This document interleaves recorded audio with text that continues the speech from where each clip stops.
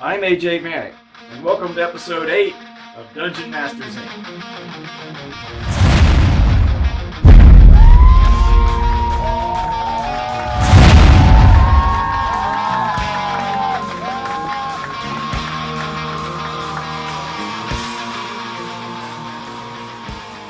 So welcome back to episode 8. Today we're going to talk about actually something that I really like a lot. We're going to talk about lifestyle, guilds, and renown. So what is lifestyle? In a nutshell, lifestyle is D&D 5th edition's macro level way of handling micromanagement. So what that really means is, let's say your characters go into town and they're going to a tavern and they want to order an ale. In D&D, typically, the DM, we make up a price. It costs 1 silver, it costs a gold. You want a bottle of wine, it costs 5 golds. And we're nickel and diming the PCs, right? The characters. The same thing. If there's a toll bridge, they got to pay a toll. That's another, silver. You want to send a message, it's a copper. Lifestyle is a way that the characters can pay for a period of time and avoid that nickel and dime, right? So, for example, a character that has a modest lifestyle, when they go to the tavern, they can have an ale, a cheap wine, and you don't have to worry about nickel and diming the characters about every little thing. As a DM, I kind of found that over time, those little nickel and dimes were just annoying. It was flavor I had to add in order to make it real, and it really became tedious. It's like, make sure you subtract a couple of copper here, make sure you subtract a silver piece here. You want to stay at the end. This end is 5 silver pieces. This end is 1 gold tonight. Those little nickel and dimes. Lifestyle is a way for characters to pay. And what I prefer to do is either weekly or monthly installments, right? So there's 7 levels of lifestyle. There's 3 that are basically the bottom of the barrel, wretched, squalid, and poor. Then you have one that's kind of in the middle, modest. That's basically the baseline average. And then after modest, you have comfortable, wealthy, and the top one is aristocratic. All of these lifestyles in the 5th edition Player's Handbook have a daily cost or a weekly cost. And what you can do as a DM is, you implement this lifestyle. The nice thing about lifestyle is the descriptions give you a little more detail on what player characters can either do or how they're affected. For example, I believe modest, right there in the average, and when you read the definition of modest, this is the one that ensures player characters can maintain their equipment, weapons, armor, and things like that, right? So as a DM, if you have characters that are running the bottom 3 lifestyles, wretched, squalid, poor, perhaps their weapons will break on a natural 1. Perhaps at the end of an adventure, your armor decreases by 1 until you have it fixed. So if you're going to run the poor lifestyle, you're going to have to deal with some of these extra costs in order to do things. But a character who runs it moderate or above doesn't have to worry about their weapons breaking. They don't have to worry about their armor being, in disrepair. Because in the little micro minutes, hours, and whatever, whenever they're traveling, this character has afforded the time to maintain his armor and equipment. It's a good thing to do because D&D, in order to make it an adventure really come alive, it's income out and income in, right? You're adventuring, you're gaining income, but things cost things. For example, a tavern stay or an inn stay, things like that. And as you look at the lifestyles, each one in their descriptions actually has certain benefits attached to it. For example, once you get into the upper lifestyles, it talks about having servants. As a DM, you can imply that somebody in these lifestyles has someone that they can have help them. So maybe this person is hired help, and that person can go shopping, do buying and selling for them while the PC handles something else. Or maybe they can, butler an event if the party member is trying to do on something. Maybe they can sew something or deliver a message. Or maybe they can actually send this person out to either sew or look for rumors. Since we covered rumors in the previous episode. What I like to do as a DM is I like to look at the benefits of the lifestyle and make it kind of numerically worthy for a player, or to have his character want to increase his lifestyle. Meaning, what does he get out of it? Obviously, at the Wretched and Squalid, some of the ideas that I've come up with is if you're in the lower tier, once a month you have to make a Constitution save or you contract a disease. I mean, it sounds funny, but when you read the descriptions, they don't bathe, they don't clean, they're not, they're living in the streets. Disease is something you might have to handle. For example, once you get to the comfortable tier, perhaps somebody who's comfortable can, get a bonus on their gather information checks. Money talks. These are the little coins that they kind of spread around when they're looking for information.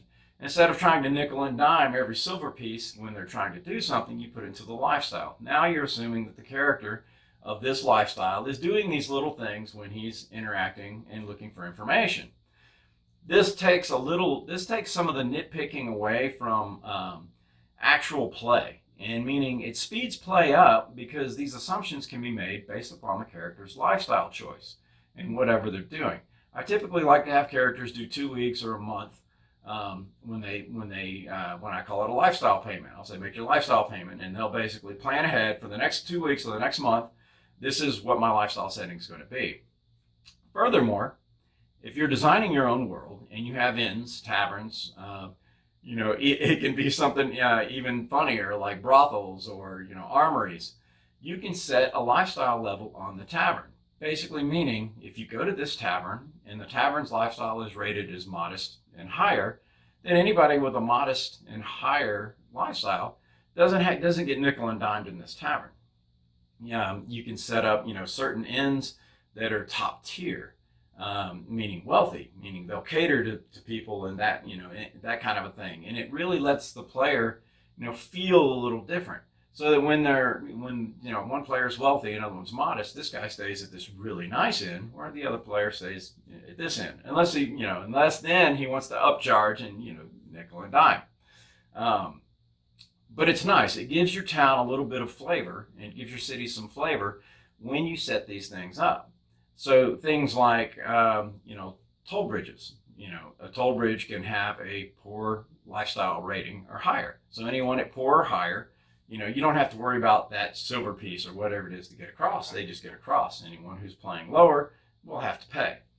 So I tend to do that in my cities, in my towns. When I set them up, places of certain business and things like that, I'll have a lifestyle rating, meaning if you're at this lifestyle and higher, you don't really have to pay extra costs because it's covered by your monthly or weekly payment that you're investing into the lifestyle.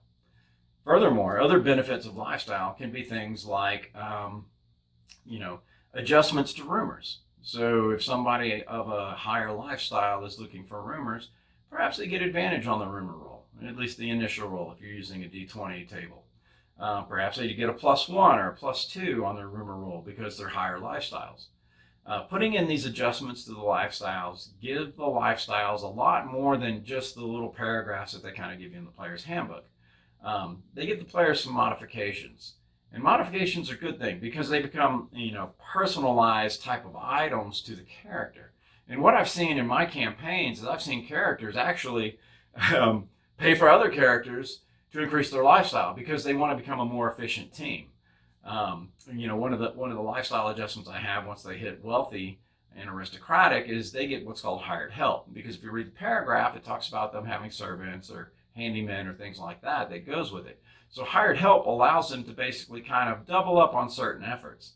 Now the hired help can't gather rumors as a charismatic PC might, but they can. They can go out there and they can fish for some rumors on their own. They can also, when a player comes into town, if they have hired help, they find somebody who will help do their buying and trading. Now lifestyles are never negative, right? So, that hired help is never a detriment, unless of course, some twist of fate, like a deck of many things has somebody who betrays you. But I use that so that the players do have the incentive to income out, meaning, spend some of their money for these upper echelon lifestyles. And I find it works really, really well. So DMs, give lifestyle a look and give it a chance. One of the things I do notice, it speeds play up significantly. I stopped worrying about, stabling your horse, or, because if the horse stable has a modest higher level and everybody in the party is modest that I know of, I don't even have to bother with talking about the price. I just say, hey, you guys pay, you stable your horse, it stays here, you go into town, you go to this tavern. Oh, look, this tavern is modest lifestyle and higher. All of you are fine. You have some drinks, you have some beers, if they want to buy the whole tavern around, then I might throw, here's a little extra coin you have to throw at it in order to do that. But for the most part, your stuff is taken care of. Lifestyle, very, very cool. Very handy. I think it's a great 5th edition addition to the rules. I don't see a lot of DMs play with it, and I think a lot more DMs really should. So give it a try. Lifestyle's really great.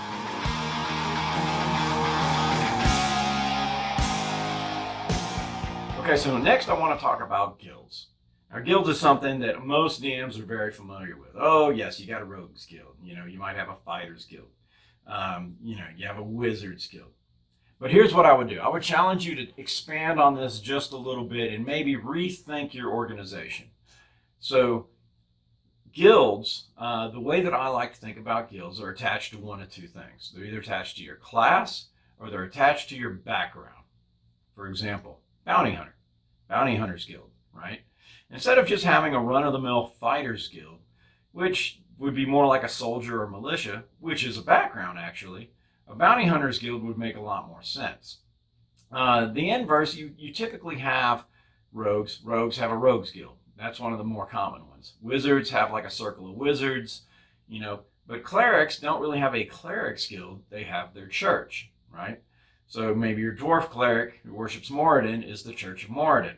Maybe you have another character who's a warrior cleric who's Church of Tempest. So these are some of the differences that you can do, using their class or their backgrounds in order to make guild structures. Now, why are guild structures important? Guild structure is important because they're motivations for party members to do things. You want your players to go places. Well, a guild, maybe there's a blanket guild called, Adventurers Anonymous or Adventurers Incorporated, and anybody can join it, and that's great. If they're a member of the guild, this guild can give them missions, can ask for services. But the other thing is the guilds have to have rewards. And this is going to lead into my next talk about the Renown System. If guilds don't actually have rewards, there's really no incentive for characters to be part of it other than just maybe superfluous information and some RP background. What I like to do is I like to kind of use the guilds and leverage the Renown System so that as a player does something, let's say the rogue, for her rogues guild, as she does a mission or she gets something or steals some information or whatever the rogues guild is looking for, she gains these renown points. And then in breaks of like 5, 10, or whatever the DM sees fit, kind of depending on how you're going to hand out renown, the guild rewards her with something. Maybe the first time it's a potion. Maybe the second time it's a magic weapon. Maybe the third time it's, a wand. Maybe the fourth time, these little rewards might start to get a little better as the renown system goes up. And I'll talk about renown in a minute. But again, going back to guilds, the other thing with guilds is people are rarely a member of more than one guild. Guilds don't really like competition, right? They want their secrets to stay within their guild. But certain guilds, or how should we say, hierarchical systems like nobles, for example, aren't really an organized guild. It's more of a recognized circle. So somebody with a background of noble could be a member of, an adventurer's guild or, something like that. So in some cases you could double up. But, I've seen some pretty cool things done, and I've started to leverage in my campaigns things like the Sages Guild. The Sages Guild looks for maps and information and things like that, where the Druids and Rangers are basically two inverted, or two, how should we say, interconnected types of classes in a Hunters Guild. Meaning the Hunters Guild basically caters to Druids and Rangers. And, they give them different titles, and you can give them different titles at the different levels and ranks that they are within the guild. Kind of like the old 1st and 2nd and 3rd edition used to do when you looked at the level charts, just leverage some of those levels like, Pathfinder, Strider, Scout, Ranger Lord, one of the higher ones. and they can climb up and attach these in front of their names. You know, so it makes them feel, you know, bigger, awesome, a little more awesome having these titles. And of course, they get the renown with it. But a Hunters Guild kind of being a combined guild. You know, other like the Merchants Guild, you know, maybe if they help with trade and business and things like that, they gain Merchant Guild's renown. And information may come to them from the Merchants Guild. It's a great way to use information and to get it into the hands of the players when they're gilded. Now, gilded isn't a must, but when you put the benefits there, players are going to tend to go towards them, as long as you have the role players that really like to do the work. So really think about guilds, and think about guilds more than just a tag and a way to kind of influence players. You know, make it incentives, give them meaning, give them rank. And they can be leveraged and used in really, really cool ways. So guilds, kind of the second thing I wanted to cover.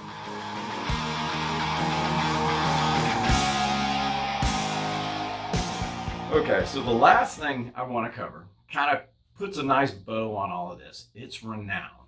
So renown, introduced in 5th edition, when you read through it, it's pretty basic. You know, you accomplish a mission, you go on an adventure, you come back, you gain a renown.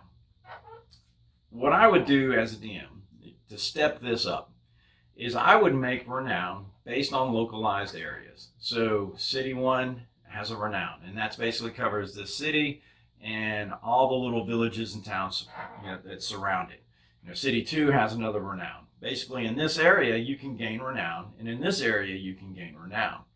And then if you have a larger world, you know, take all your major areas. You know, if you want to think about it like a country, maybe there's states, or maybe there's cities if your area is as big as a state, something like that. And then when you average it, then you have global renown, or, you know, the chance of them being recognized or renowned somewhere else outside of, you know, these major areas. But if you focus in a city, you know, the renown should be attached to that city, because that's the local area that they're working in. That's the area maybe they saved from the orcs. Maybe that's the area where they walked in with an artifact and everybody saw it, you know, something really cool like that, things that can give renown. So again, with renown, much like I do with lifestyles, is renown is tiered, meaning the higher your renown, the more benefits you get. So again, renown can affect things maybe like the rumor table. The more well-known you are, the more information kind of flows to you naturally. You know, maybe at higher levels of renown, you get bonuses on gathering information, you know, because people respect you. Or maybe you get bonuses on persuasion with friendly NPCs. You know, these people like you, they want to help you. So, you know, I've done some tiering, and I usually kind of use my renown system at about a level of 50, right? And I have a break at like 5, I have one at 10, you know, maybe one at 15, and then 20, and then there's probably a big jump to 50, between 20 and 50. I kind of give them levels. And every time they hit a renown in that area, then, you know, they get the benefits of having that renown. You know, it's like renown basically is a way of saying that, you know, people heard about you. Or higher level would be, some people know your name and a lot of others have heard about you. And then another one will be like, oh, most people here know who you are, you know, and everybody here has heard about you. And then at the highest level, you know, when you think about, you know, things like kings or queens, or to put it into modern terminology, you know, Elvis Presley, Michael Jackson, the Pope, you know, Princess Diana, you know, there are people that just worship you. You know, everybody knows who you are. You know, they know your name, they know things you've done. You know, so at the highest tier is really that high level fame that you're looking for. So renown's a good way to help to give the PCs that recognition of what they've done. So when they've gone out and they've slayed the dragon and they bring it back and everybody can see it, wow, that's big. Instead of 1 renown, it might be 2 renown in that area. You know, maybe it's something so big in the entire region that maybe the next city's over, they gain a renown in there, 2 renown wherever the main focus was. You know, that kind of trickles out. You know, if your group has an adventuring name, you know, the first time they're presented as a group in a town with an adventuring name, maybe they gain a renown that way. You know, it's these ways that fame is following them. Furthermore, I tend to take renown as a single numerical number. Now, I know the DMG talks about, adding and subtracting renown. I don't like to subtract renown. I'm of that thought that, in a way, all press is good press. Well, all press elevates renown, right? Whether it's good or bad, your name is getting out there, it's getting around. So what I tend to do is I actually break renown into fame and infamy, right? So for example, let's say the party exposes a questionable noble and brings him down, right? Well, the people might be like, hey, that's great, here's 2 renown. But the nobles that are around there don't like it, and so they gain an infamy. So when you add the 2 together, it basically 3 renown in that region, but there's 2 fame and 1 infamy, meaning basically they're twice as famous as they are infamous. Infamy, if you have characters, maybe rogues, assassin, things like that, maybe they crave infamy more. They're more, terroristic. Or if you're running an evil campaign, you can use infamy instead of fame to escalate, how fearsome or how fearsome they are, or how fearful people are of them. But they always make them add together. Because a lot of times when you have kind of intrigue in towns and cities like that, when they do something good, usually some bad guy's affected, particularly if it's against a guild, right? So they did great for this city, but, it was bad for the Rogues Guild in that city. So they get an infamy point against the Rogues Guild, but they get 2 for helping the city. It just kind of keeps it growing. And again, as you grow in renown, you gain benefits in those areas. So the other thing I'll do is I'll keep a renown, and I don't really keep infamy. It's just a renown point for the guilds, right? So they're tracked kind of on the same scale. I use a 50 scale on both, right? So I have all the towns in the world that I'm playing in have a renown.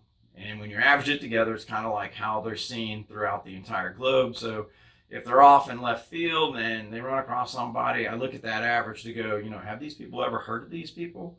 And if they're, I can do a percentile roll, and if that roll is good enough, then, yeah, you're those guys from that town over there. I heard about that. Something like that. It kind of gives a little, fame to the party, and the players tend to like it. Or maybe it's, and then I'll roll. It's like, what's the percentage of fame versus infamy, and take a look at that. Maybe they don't like it. But guilds do the same thing. They just have their own scale of 50. And it's an individualized track that's only for guild-specific duties. So for example, if the Bounty Hunters Guild needed somebody brought to justice, maybe they gave 2 renown, for this person. But as a whole for the city, maybe it's 1 renown for the party. So everybody in the party gets 1 renown for basically bringing this criminal to justice. But the Bounty Hunters Guild really wanted it and put it on this fighter with a bounty hunter background.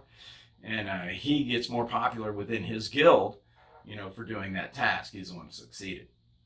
I love renown. Renown basically helps, it pats players on the back for accomplishing their deeds. And again, it comes with bonuses. So the higher you go in renown, the more bonuses you get kind of to the future. People want to help you. You'll be able to find things easier. Looking for rumors, things like that.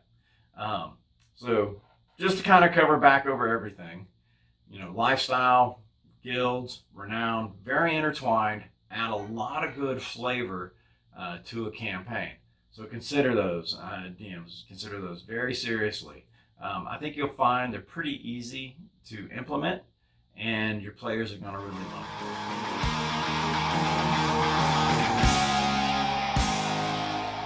it. So that's all the time I have for today. Kept it short on this one, at least shorter than most. But just kind of go back over lifestyle. It's an easy way to handle those micro transactions and just one big macro transaction. It's a big time saver, and attaching bonuses to it is great for players. So just kind of build out your little lifestyle scale so that the players can see it. They know what they're working towards. They know what it involves, and integrate it into your game. Guilds, always integrate those into your guilds, but take those guilds and attach them to the Renown system. And then run a Renown system. It's really not hard. It's something you're going to manage at the end of an adventure or when somebody closes something off, like somebody actually finds a bounty, or they catch a thief, or something like that. It's a very small amount of time in order to measure renown, but I think the benefit for the players is a lot bigger, especially if you have rewards that are attached to it. And as you've kind of seen through the video, I've shown a couple of the systems that I keep and some of the bonuses. So steal it, modify your own, but give it a try. Definitely give Lifestyle Guilds and Renown a try. I think you'll love it. So that's all the time we have for on Dungeon Master Z. Thanks a lot. Hit like and share, and I'll see you next time.